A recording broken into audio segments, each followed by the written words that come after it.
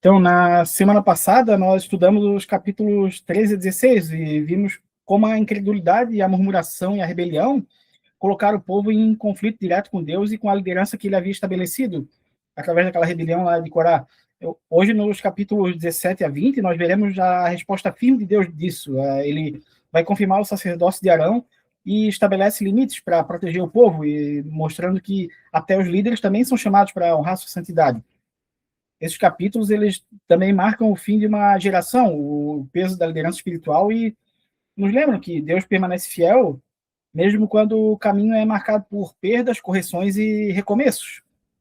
Nós vamos iniciar a leitura do capítulo 17 de Números. Número 17 ele é um capítulo que ele é bem conhecido, ele aborda a confirmação do sacerdócio de Arão através da vara que floresce. Aqui Deus encerra de vez as questões da liderança sacerdotal ao manifestar dessa forma clara o milagre que ele vai fazer aqui. Ele mostra que a autoridade legítima procede de Deus e ele é capaz de trazer vida e fruto aonde a humanidade não é capaz. Então, vamos à leitura. O Senhor disse a Moisés: peça aos israelitas que tragam 12 varas, uma de cada líder das tribos. Escreva o nome de cada líder em sua vara. Então, Deus chama todas as tribos para o mesmo teste. Aqui não é ninguém excluído, ninguém recebe privilégio antecipado. E cada vara vai representar uma tribo, uma liderança e uma pretensão legítima aos olhos humanos ao sacerdócio. Na vara de Levi, escreva o nome de Arão, pois é preciso que haja uma vara para cada chefe de tribo. Então, aqui é o ponto central. O Levi já era separado. A tribo levítica ela já foi separada para uma função sacerdotal, mas dentro dela estava ocorrendo aquela disputa que a gente viu no capítulo 16. Agora, Deus define quem dentro da tribo é escolhido, o sacerdote legítimo. O chamado ele não é coletivo, ele é específico. Deposite-as na tenda do encontro, em frente à arca das tábuas da aliança, onde eu me encontro com vocês. Então, o critério aqui não é a popularidade, a eloquência, não se trata de uma eleição por voto humano. A decisão acontece na presença de Deus e só ele pode autenticar o chamado espiritual. A vara daquele que eu escolher florescerá. Eu me livrarei de toda dessa constante queixa dos israelitas contra vocês. Então, Deus está revelando aqui o verdadeiro propósito desse sinal. O milagre não é para auxiliar ou exaltar Arão, mas para silenciar a rebelião e proteger o povo do pecado recorrente desse tipo de rebeldia. Assim Moisés falou aos israelitas e seus líderes deram-lhe 12 varas, uma de cada líder das tribos. A vara de Arão estava entre elas. Então todos obedeceram. Após tanto conflito, o povo finalmente se submete ao processo, e a obediência vai preceder a revelação. Moisés depositou as varas perante o Senhor na tenda que guarda as tábuas da aliança. Então as varas são colocadas lá à espera, e nada acontece de imediato, não é um milagre na hora. O silêncio de Deus também faz parte do ensino, o esperar em Deus faz parte. No dia seguinte, Moisés entrou na tenda e viu que a vara de Arão, que representava a tribo de Levi, tinha brotado, produzido botões e flores, além de amêndoas maduras. Então o sinal milagroso aqui ele é triplo, ela brotou, floresceu e deu fruto. Tudo isso em uma única noite. Isso nunca aconteceria naturalmente. Aqui é um acontecimento sobrenatural, um milagre de Deus. Então Moisés retirou todas as varas da presença do Senhor e as levou a todos os israelitas. Eles viram as varas e cada líder pegou a sua. O sinal foi público e verificável. Não tem espaço para dúvida ou manipulação. A escolha de Deus ela é visível a todas. Ela é pública e notória. Todos deveriam ver esse milagre. O Senhor disse a Moisés: ponha de volta a vara de Arão em frente à arca das tábuas da aliança para ser guardada como uma advertência para os rebeldes. Isso porá fim à queixa deles contra mim, para que não morram. Então a vara se torna um memorial permanente, assim como o incensário de bronze que serviria como advertência. Deus prefere ensinar antes de julgar novamente. E uma questão interessante é que na tradição judaica, no Pirkei de Rabi Eliezer, é dito que essa vara de Arão, esse cajado, ele veio lá da árvore do Jardim do Éden, passou por Adão, Noé, Abraão, foi usado por Moisés durante a saída do Egito, e por fim foi entregue a Arão. Mesmo que isso não esteja na Bíblia, não tenha como confirmar, essa é uma mensagem poderosa. O sacerdócio ele não é uma inovação, ele é uma continuidade da ordem criada e dada por Deus lá no Jardim do Éden. Moisés fez conforme o Senhor havia ordenado. Então, depois de tantos conflitos, tanta contenda, aqui a gente vê a submissão silenciosa, a obediência. Os israelitas disseram a Moisés: nós morreremos, estamos perdidos, estamos todos perdidos. Agora a gente vê que o povo finalmente entende algo essencial. Aproximar-se de Deus sem a reverência, sem o respeito, é perigoso. Depois de tanto juízo, de tanto castigo, nasce um temor saudável aqui. Todos aqueles que se aproximaram, todo aquele que se aproximar do santuário do Senhor morrerá. Será que todos nós vamos morrer? A pergunta aqui não é uma questão de rebeldia, mas uma consciência do limite. Eles perceberam que Deus é santo e nem todos podem se aproximar dele da mesma forma, e a mediação do sacerdote é necessária. E com isso encerra número 17, mostrando que a autoridade espiritual ela precisa ser confirmada por Deus. Não é os homens que vão escolher, é Deus que aponta o líder, e através da vida e do fruto que são os sinais do verdadeiro chamado. Um chamado sem produzir isso, ele é carnal, ele é mundano. Também a gente viu aqui que o temor de Deus ele protege a comunidade. E esse capítulo ele prepara o terreno para Números 18, onde Deus vai estabelecer claramente as responsabilidades do sacerdote, os limites do acesso e a graça da mediação. Tudo bem até aqui? Então vamos para Números 18. Ele é um capítulo que aborda as responsabilidades e provisões do sacerdócio e da tribo de Levi. Esse texto mostra que Deus não apenas chama para o ministério, mas também define limites, funções e meios de provisão. Ele estabelece claramente aqui os deveres espirituais e o sustento daqueles que servem no tabernáculo. Então, vamos à leitura. O Senhor disse a Arão: você, seus filhos e a família de seu pai serão responsáveis pelas ofensas contra o santuário. Você e seus filhos serão responsáveis pelas ofensas cometidas no exercício do sacerdócio. Esse versículo aqui, ele redefine o sacerdócio. Ser sacerdote não é apenas ter acesso, é carregar a responsabilidade espiritual. Isso transforma o sacerdote num guarda espiritual, não numa elite religiosa, como Corá e aqueles outros da rebelião dele ambicionavam quando se revoltaram. A culpa aqui mencionada também não é do pecado pessoal, mas da prestação de contas de todo o pecado do povo diante de Deus. Traga também os seus irmãos levitas para que pertencem à tribo de seus antepassados, para que se unirem a você e o ajudarem quando você e seus filhos ministrarem perante a tenda da guarda das tábuas da aliança. Então, Deus não isola o sacerdote. Aqui a gente vê uma cooperação. Arão e seus filhos ministram e os levitas auxiliam. O ministério é coletivo, mas tem funções distintas, diferentes para cada categoria aqui. Eles ficarão a seu serviço e cuidarão também do serviço da tenda, mas não poderão aproximar-se dos utensílios do santuário ou do altar. Se o fizerem, morrerão, tanto eles como vocês. Então, os limites são claramente estabelecidos aqui. Servir não significa acessar tudo, poder fazer tudo, porque a proximidade com o sagrado, ela exige um chamado específico, um chamado maior. Eles se unirão a vocês e terão responsabilidade de cuidar da tenda do encontro, realizando todos os trabalhos necessários. Ninguém mais poderá aproximar-se de vocês.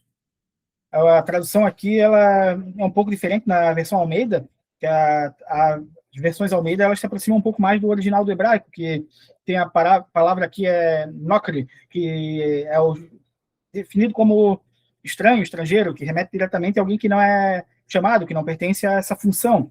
Isso protege tanto o santuário quanto o povo. Vocês terão responsabilidade de cuidar do santuário e do altar, para que não torne a cair a ira divina sobre os israelitas. Então, o sacerdote tem essa função mediadora. Quando o sacerdócio é exercido corretamente, o juiz é contido, como nós vimos aqui, como nós vimos lá no capítulo 16, que a intercessão de Arão foi capaz de cessar a praga. Então, essa é a função do sacerdote, ser o mediador entre a justiça de Deus e o povo. Eu mesmo escolhi os seus irmãos, os levitas, dentre os israelitas, como um presente para vocês, dedicados ao Senhor para fazer o trabalho da tenda do encontro. O ministério ele é um dom, não é uma conquista. Deus chama, separa e entrega funções. Mas somente você e seus filhos poderão servir como sacerdotes em tudo o que se refere ao altar e ao que se encontra além do véu. Dou a você o serviço do sacerdócio como presente. Qualquer pessoa não autorizada que se aproximar do santuário terá de ser executada.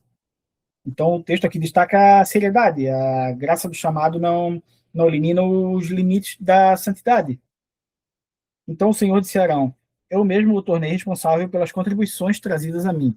Todas as ofertas sagradas que os israelitas me derem, eu as dou como porção a você e seus filhos.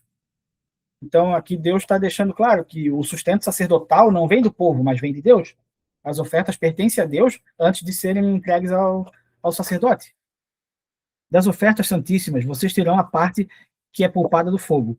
Dentre todas as dádivas que me trouxerem como oferta santíssima, seja oferecida de cereal, seja pelo pecado, seja de reparação, tal parte pertence a você e a seus filhos, como algo santíssimo. Todos os do sexo masculino a comerão, considerem-na santa. Então, o santíssimo indica a proximidade extrema com Deus, o uso exclusivo no contexto sagrado e o sacerdote que vive do que é santo, porque a vida dele é consagrada. Também dou a você, seus filhos e filhas, por decreto perpétuo, as contribuições que cabem a vocês de todas as ofertas dos israelitas e que devem ser ritualmente movidas. Todos os da sua família que estiverem cerimonialmente puros poderão comê-las. Dou a você o melhor azeite e o melhor vinho novo, e o melhor trigo, que eles apresentarem ao Senhor como primeiros frutos da colheita. Então, as primícias, elas revelam esse princípio, que Deus sustenta seus servos com o melhor, não com as sobras. Não é qualquer coisa que vai sustentar os ministros de Deus. Todos os primeiros frutos da terra que trouxerem ao Senhor serão seus. Todos os da sua família que estiverem cerimonialmente puros poderão comê-lo. Então, Deus reafirma o princípio da consagração do primeiro aqui. O primeiro pertence a Deus. E Deus compartilha com os seus servos. Tudo o que em Israel for consagrado a Deus pertencerá a você. O primeiro nascido de todo ventre, oferecido ao Senhor, seja homem, seja animal, será seu. Mas você deverá resgatar todo filho mais velho, como também toda a primeira cria de animais impuros. Então, o texto aqui, ele mostra as exceções. Isso mostra o equilíbrio, mostra reverência, organização, justiça. Deus não é arbitrário com as exigências dele. Quando tiverem 1 mês de idade, você deverá resgatá-los pelo preço de resgate estabelecido em 60 gramas de prata, com base no peso padrão do santuário, que são 12 gramas. Então, o valor do resgate aqui ele é fixado. Isso impede qualquer abuso, qualquer desigualdade, qualquer desonestidade. Isso é um senso de equilíbrio, de justiça aqui. Não resgate, porém, a primeira cria de uma vaca, de uma ovelha ou de uma cabra. Derrame o sangue deles sobre o altar e queime a sua gordura como oferta preparada no fogo de aroma agradável ao Senhor. A carne desses animais pertence a você, como também o peito da oferta movida e a coxa direita. Então, o altar e a mesa do sacerdote estão conectados. Quem ministra diante de Deus é sustentado pelo ministério. Tudo aquilo que for separado dentre todas as dádivas sagradas que os israelitas apresentarem ao Senhor, eu dou a você e seus filhos e filhas como decreto perpétuo. É uma aliança de sal, perpétua perante o Senhor, para que você e para seus descendentes. Então, os pactos de sal, eles eram comuns no povo do Oriente Médio, era um sinal de fidelidade e durabilidade de um acordo. A aliança de sal ela simbolizava a permanência, a incorruptibilidade, a fidelidade. O sustento sacerdotal é uma parte perpétua dessa aliança que Deus firma com a família de Levi aqui, através da linhagem de Arão. Disse ainda o Senhor a Arão: você não terá herança na terra deles, nem terá porção dentre eles. Eu sou a sua porção e a sua herança entre os israelitas. Então, isso aqui é muito profundo. Os sacerdotes não recebem território, não recebem herança por terra, porque Deus mesmo é a herança deles. Deus é a herança do sacerdote. Dou aos levitas todos os dízimos em Israel, como retribuição pelo trabalho que fazem ao servir na tenda do encontro. E aqui é a definição chave, importante. O dízimo não é uma doação ocasional, ele é perpétuo. Os levitas não receberam terra e não vivem da agricultura, eles vivem do serviço do tabernáculo. O dízimo é a forma de Deus sustentar esses ministros integrais que servem a ele em tempo integral. De agora em diante, os israelitas não poderão aproximar-se da tenda do encontro. Caso contrário, sofrerão consequências do seu pecado e morrerão. O texto conecta aqui o sustento levítico e a proteção do povo. Os levitas funcionam como uma barreira espiritual, evitando a profanação e a morte. É dever dos levitas fazer o trabalho na tenda do encontro e assumir responsabilidade pelas ofensas contra ela. Esse é um decreto perpétuo pelas suas gerações. Eles não receberão herança alguma entre os israelitas. Então, o privilégio vem com o peso, o serviço contínuo, a responsabilidade espiritual, a prestação de contas diante de Deus. O sustento não elimina a responsabilidade, ele aumenta.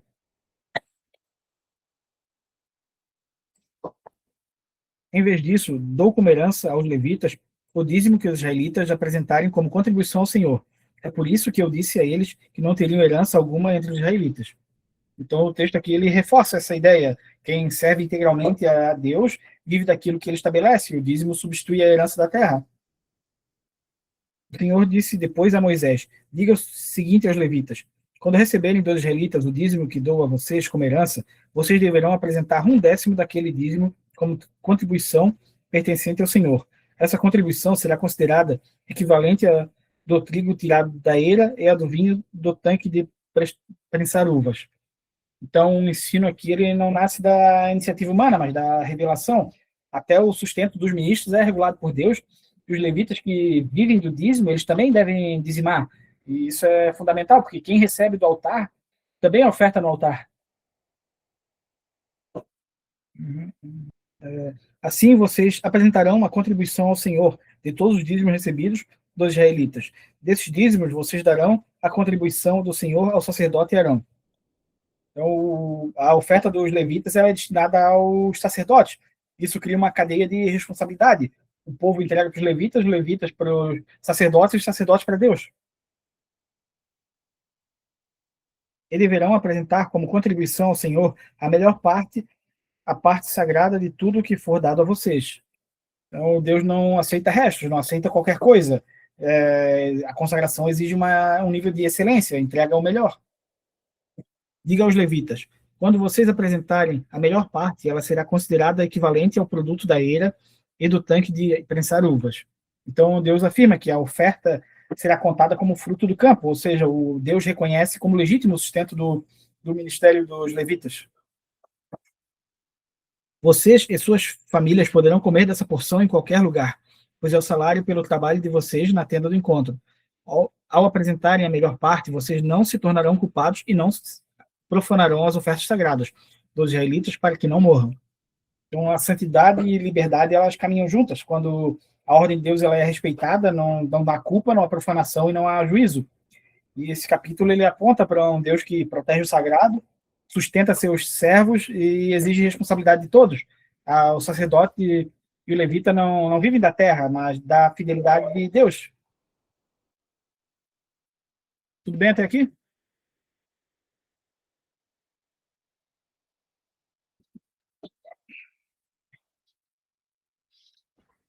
Então vamos para o capítulo 19, é um capítulo que aborda o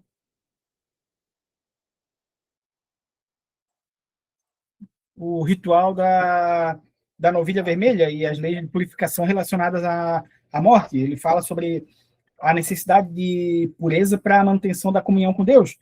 O texto aqui ele enfatiza que a impureza afasta o povo da presença de Deus, mas que ele mesmo provê um meio de purificar quem se encontrava incapaz de se aproximar dele, apontando para a importância da santidade e da restauração, para que o povo continue caminhando sob a presença de Deus.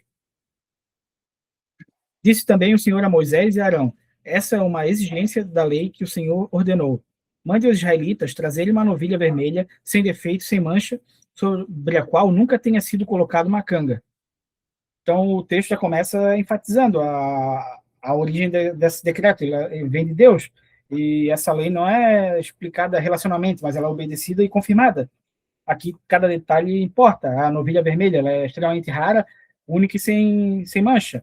Ela tem que ser sem defeito para uma perfeição ritual. E a questão dela nunca ter carregado uma canga, um jugo, ou ela não pode ter nunca sido utilizada para nenhum trabalho. Ela não serve para o homem antes de servir a Deus. Então, ela nunca pode ter sido colocada uma carga nela para trabalhar. Vocês a darão ao sacerdote Eleazar. Ela será levada para fora do acampamento e sacrificada na presença dele. Então, diferente dos sacrifícios normais, isso ocorre fora do acampamento, e isso já antecipa o tema da impureza, que a gente vai ver mais à frente. O que trata da morte acontece fora do espaço sagrado. Deus é um Deus de vida, não um Deus de morte. Então, o sacerdote Eleazar pegará um pouco do sangue com o dedo, aspergirá 7 vezes na direção da tenda do encontro. Na presença dele, a novilha será queimada, o couro, a carne, o sangue e o excremento. Então, o sangue é aspergido 7 vezes na direção da tenda e o corpo é queimado por inteiro. O couro, a carne, o sangue, nada é poupado. A purificação aqui ela não vem pela separação do puro e do impuro, mas pela consumação completa, o sacerdote apanhará um pedaço de madeira, de cedro, isopo e lã vermelha e os atirará ao fogo que estiver queimando a novilha. Então, esses elementos, eles aparecem em rituais de purificação. A gente já viu ele lá em Levítico 14, mas cabe relembrar o significado de cada um. O cedro, ele representa a durabilidade, o isopo é a purificação e o fio vermelho, ele aponta para a vida, para o sangue, a expiação. Tudo isso aponta para a restauração. Depois disso, o sacerdote lavará suas roupas e se banhará com água. Então poderá entrar no acampamento, mas estará impuro até o cair da tarde. Aquele que queimar a novilha também lavará suas roupas e se banhará com água e também estará impuro até o cair da tarde. E aqui surge um paradoxo, porque o sacerdote que conduz o ritual fica impuro, o homem que queima a novilha fica impuro. Ou seja, o meio de purificação contamina quem administra ele.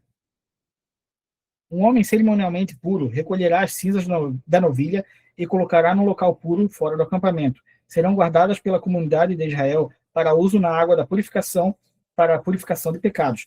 Aquele que recolher as cinzas da novilha também lavará suas roupas e ficará impuro até o cair da tarde. Esse é um decreto perpétuo tanto para os israelitas como para os estrangeiros residentes.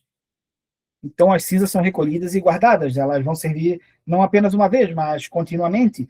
A provisão de Deus para impureza ela é permanente, não é emergencial. E um detalhe interessante aqui é que o texto não diz de quanto em quanto tempo esse ritual deveria ser feito, mas certamente ele só era feito quando precisasse de mais cinza, quando as cinzas do primeiro novilho tivessem acabado.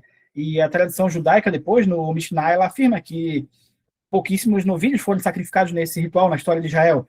Eles desde Moisés até a destruição do segundo templo, teriam sido menos de 10, eles já calculam que foram 9, e entre um tempo e outro tem um gap de 1.300 a 1.500 anos, então no intervalo de 130 a 150 anos entre cada sacrifício de novilho desse ritual aqui.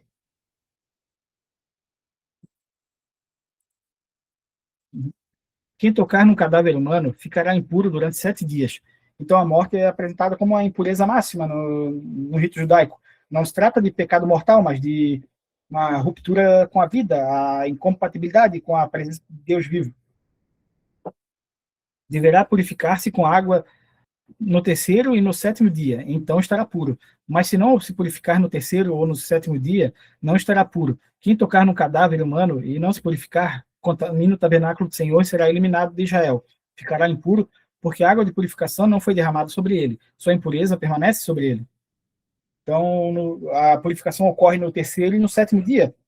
Quem não se purifica contamina o tabernáculo de Deus. A impureza ela não é apenas pessoal, ela afeta o sagrado, afeta a comunidade. Essa é a lei que se aplica quando alguém morre numa tenda. Quem entra na tenda e quem nela estiver ficará impuro 7 dias. Então, a morte contamina o ambiente também, objetos, pessoas, utensílios, no geral, nada permanece neutro diante da presença da morte. E qualquer recipiente que não estiver bem fechado ficará impuro. Os utensílios sem tampa também se tornam impuros, e isso é interessante, porque aquilo que fica aberto, no contexto geral, ele é vulnerável à contaminação. Uma mente aberta é contaminada ao pecado. Aqui é um princípio espiritual bem implícito. A vigilância e a cobertura espiritual são muito importantes.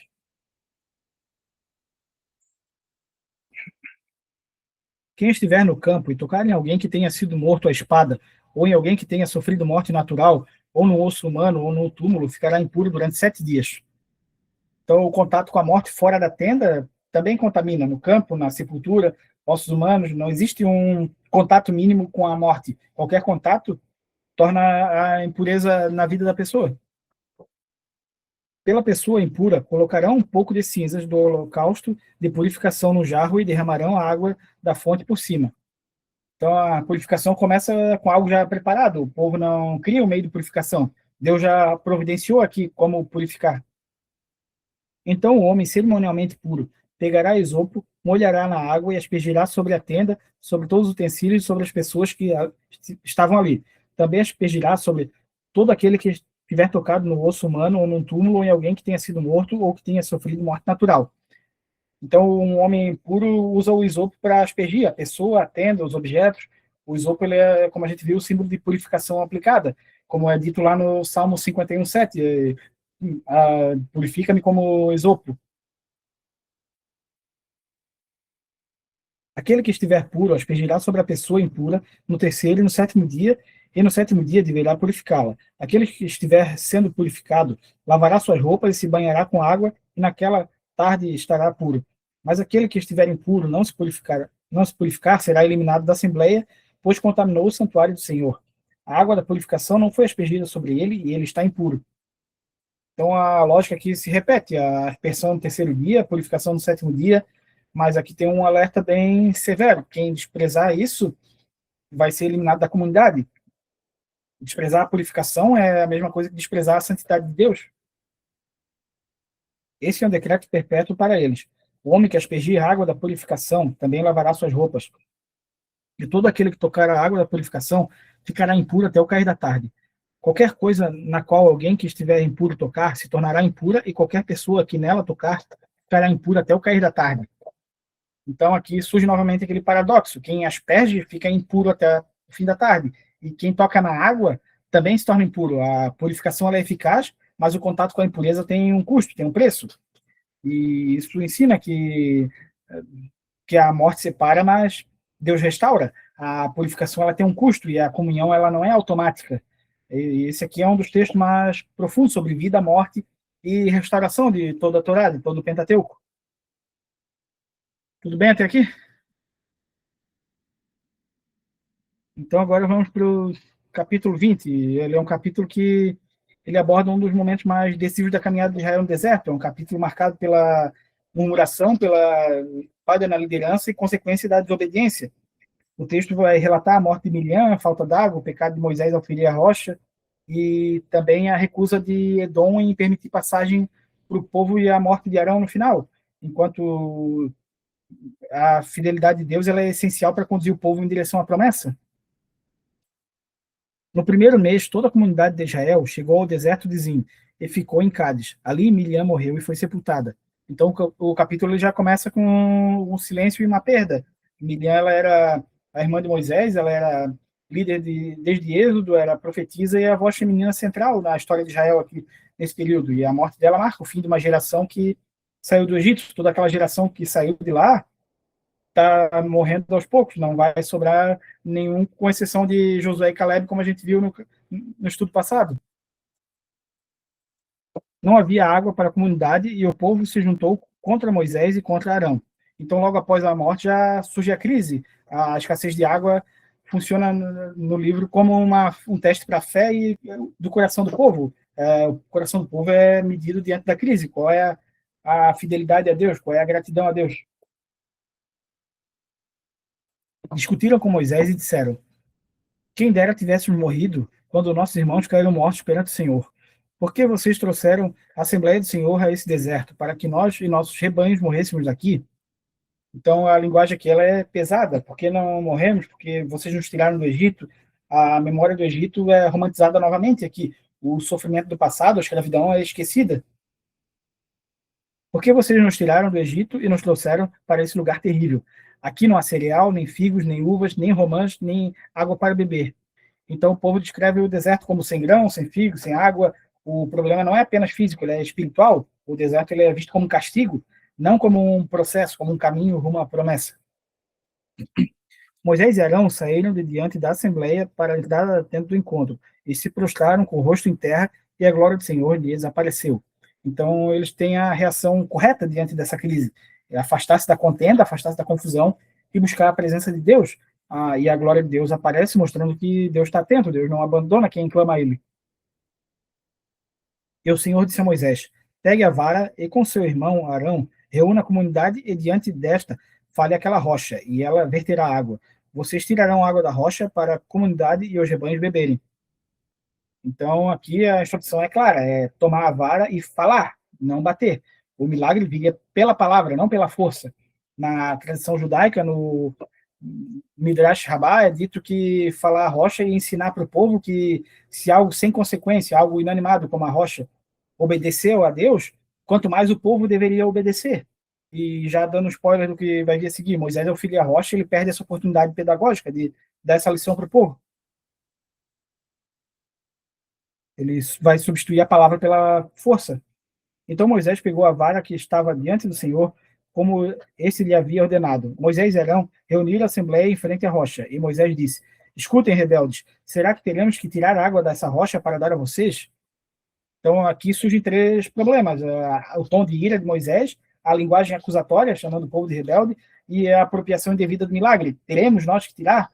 Quem faria o milagre seria Deus, e não eles. Eles só iam ser um instrumento do milagre. Então Moisés ergueu o braço e bateu na rocha 2 vezes com a vara. Jorrou água e a comunidade e os rebanhos beberam. Então a água sai, Deus ainda provê, mas o método importa tanto quanto o resultado. O Senhor, porém, disse a Moisés e a Arão: como vocês não confiaram em mim para honrar minha santidade à vista dos israelitas, vocês não conduzirão essa comunidade para a terra que dou a vocês. Estas foram as águas de Meribá, onde os israelitas discutiram com o Senhor e onde ele se manifestou em sua santidade entre eles. Então o motivo aqui é claro: eles não confiaram em Deus para honrar com a santidade. O pecado não foi apenas a desobediência técnica, mas a distorção da imagem de Deus e a quebra do testemunho público que seria dado naquele momento.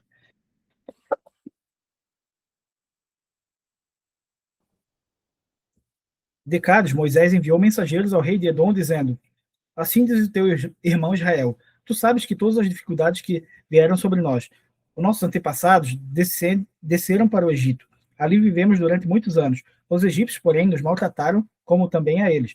Mas quando chamamos ao Senhor, ele ouviu o nosso clamor, enviou um anjo e nos tirou do Egito. Agora estamos em Cádiz, cidade na fronteira de teu território. Então Moisés envia mensageiros para o rei de Edom, com um discurso bem elaborado. Ele lembra o parentesco, o irmão de Israel, porque o povo de Edom ele é descendente de Esaú, e que era um irmão de Jacó, de Israel, o pai do povo de Deus. E ele recapitula o sofrimento lá no Egito e reconhece a ação salvadora de Deus. O tom aqui é humilde e respeitoso, é uma ação diplomática que Moisés está tendo com o rei dessas terras que eles estão agora. Deixe-nos atravessar a tua terra. Não passaremos por nenhuma plantação ou vinha, nem beberemos água de poço algum. Passaremos pela estrada do rei e não nos desviaremos nem para a direita nem para a esquerda, até que tenhamos atravessado seu território. Então Israel pede apenas passagem, sem tomar água, sem tocar em plantações e ainda disposto a pagar, como a gente vai ver mais à frente. Não é uma invasão, é só um trânsito por dentro dessa terra estrangeira. Mas Edom respondeu: vocês não poderão passar por aqui. Se tentarem, nós os atacaremos com a espada. Então a resposta de Edom ela é direta e hostil, apesar do parentesco, prevalece o medo e a desconfiança desses estrangeiros que estão circulando aqui. E os israelitas disseram: iremos pela estrada principal. Se nós e nossos rebanhos bebemos da tua água, pagaremos por ela. Queremos apenas atravessar a pé e nada demais. Mas Edom insistiu: vocês não poderão atravessar. Então Edom os atacou com um exército grande e poderoso. Então Israel insiste e dá garantias maiores, mas Edom responde com uma ameaça militar. O conflito aqui ele vai ser evitado por pouco. Visto que Edom se recusou a deixá-los atravessar o seu território, Israel desviou-se dele. Então Israel escolhe recuar, não contra-atacar. Ele respeita os limites. Aqui a gente vê uma maturidade espiritual e estratégica até nesse momento. Toda a comunidade israelita partiu de Cádiz e chegou ao Monte Or. Aqui o povo chegou ao Monte Or e o nome do local já sinaliza a elevação, o encontro final, a despedida. Naquele monte, perto da fronteira de Edom, o Senhor disse a Moisés e Arão: Arão será reunido a seus antepassados. Não entrará na terra que dou aos israelitas, porque vocês dois se rebelaram contra a minha ordem, junto às águas de Meribá. Então, o motivo aqui ele é relembrado, a desobediência lá nas águas de Meribá. Não vai ter uma discussão, eles não contestam isso e Deus disciplina de forma firme, mas não cruel, ele está sendo justo. Leve Arão e seu filho Eleazar para o alto do Monte Or.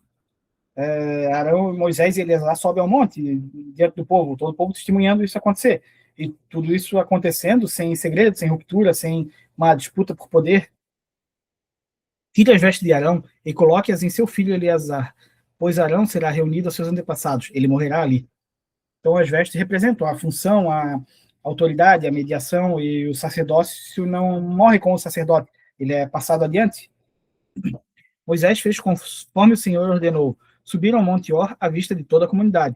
Então Arão vai morrer no topo desse monte, com 123 anos, como a gente vai ver lá em Números 33. E aqui não tem um espetáculo, não tem testamento, um discurso de despedida, só uma obediência silenciosa. Moisés tirou as vestes de Arão e as colocou em seu filho Eleazar. E Arão morreu no alto do monte. Depois disso, Moisés e Eleazar desceram o monte. Então, Eleazar já tinha subido com a veste normal, já desce vestido com as roupas sacerdotais, e o povo vê claramente uma continuidade do sacerdócio. E quando toda a comunidade soube que Arão tinha morrido, toda a nação de Israel pranteou por ele durante 30 dias. Então, o luto é coletivo e prolongado, com mais destaque que o luto de Miriam, que a gente viu no início do capítulo. E apesar das suas falhas, a gente vê que Arão foi um mediador, intercessor, um líder espiritual. E esse capítulo ele tem como lição que nenhum líder é eterno, só Deus é. A disciplina ela também não anula a dignidade, a liderança espiritual ela exige transição clara, porque as obras de Deus não param com a morte da pessoa. E também a gente vê que o luto aqui ele é legítimo, mas não paralisa o povo vai ter que continuar.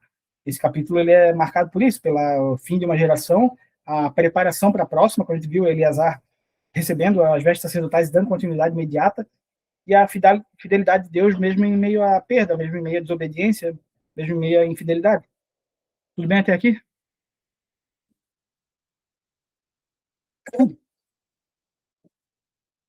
Então, antes de terminar, eu queria fazer uma leitura de Hebreus 7, 23 a 25, para conectar com o estudo de hoje.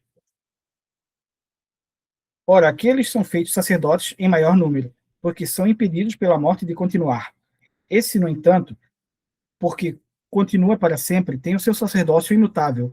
Por isso também pode salvar totalmente os que por ele se chegam a Deus, vivendo sempre para interceder por eles. Então a gente viu que em Números 17 a 20, a vida do povo depende da manifestação estabelecida por Deus, porque os líderes humanos eles falham, morrem e são substituídos. Os rituais de purificação aqui eles são apenas provisórios. A vara que floresce aponta para essa autoridade que vem de Deus, não do esforço humano, e tudo isso é cumprido em Cristo, porque ele é o sacerdote eterno, ele não é substituído, ele não falha, não necessita de um mediador entre ele e Deus, ele é o mediador nosso com Deus, e Números ele prepara para isso, para uma questão temporária, que Jesus torna a salvação completa e definitiva, garantindo o acesso contínuo a Deus e sua santidade e conduzindo o povo com uma fidelidade até o fim. Então, tudo bem até aqui? Obrigado. Obrigado pelo estudo de hoje. Estamos avançando, chegamos à metade do livro de Números. Até semana que vem. Deus abençoe a todos. Boa noite. Amém. Marcos, Deus abençoe. Obrigada.